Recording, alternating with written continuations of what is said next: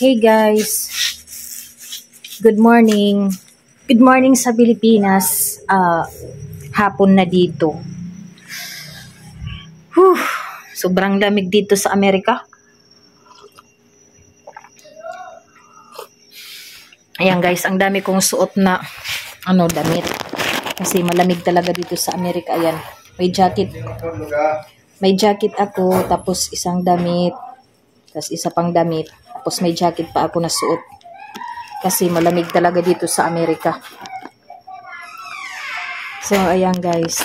Ang gagawin ko ngayon, magluluto ako mag-iinit ako ng ulam. Dahil talagang malamig dito sa Amerika, giinit muna ako ng ulam para makakain na ako. Yan ang pagkaon din hiya sabaw.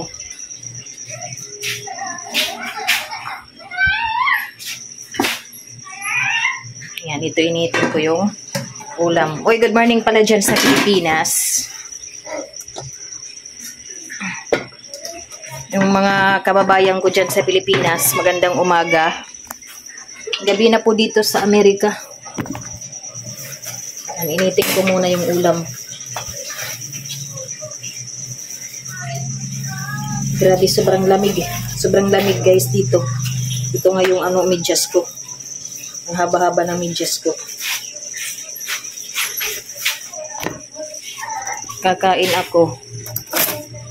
Kasi para makapagpahinga ako ng maaga kasi galing pa ako ng trabaho sa farm.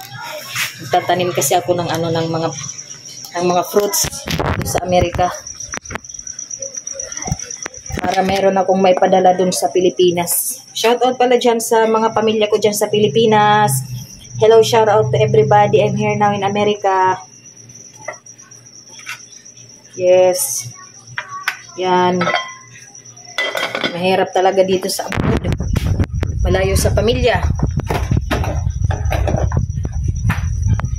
Kaya laban lang, sipag at syaga. So, ayan. Ano yung ko. Ininit ko na ulam kasi kakain ako.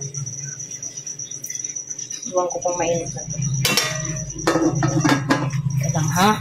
Lagay ko muna dyan. Hello, shoutout pala sa mga kapwa ko Pilipino na nandito din sa Amerika. Shoutout sa inyo. 37 degrees Celsius ang lamig. Mga loves.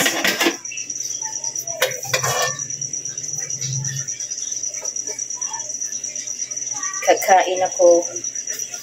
Tapos kung kumain, natutulog na kasi pagod sa trabaho. Yan. Kailangan. Higop mo na ng sabaw.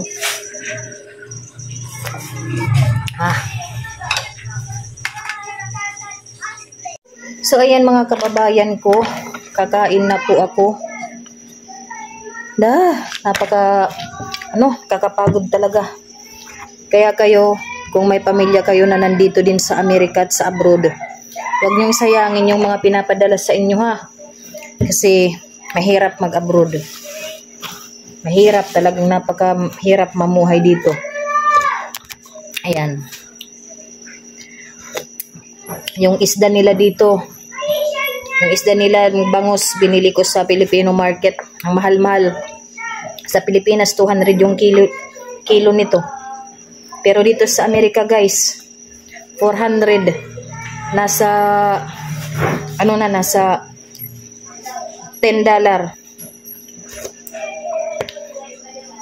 Talagang mahal. Pero okay lang kasi mahirap na kung lagi na lang burger yung kinakain ko. Kain po tayo. Shout out dyan sa pamilya ko. Ito po yung ulam ko dito sa Amerika. At paggagabi na. Alas 6 na kasi dito ng hapon. At sobrang lamig. Kaya ito yung naisipan kong iulam bangus. Nakakamiss yung Pilipinas.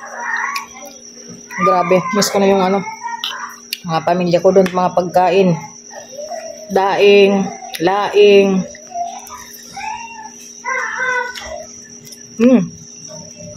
Mga pagkain Pilipino guys, nakakamiss.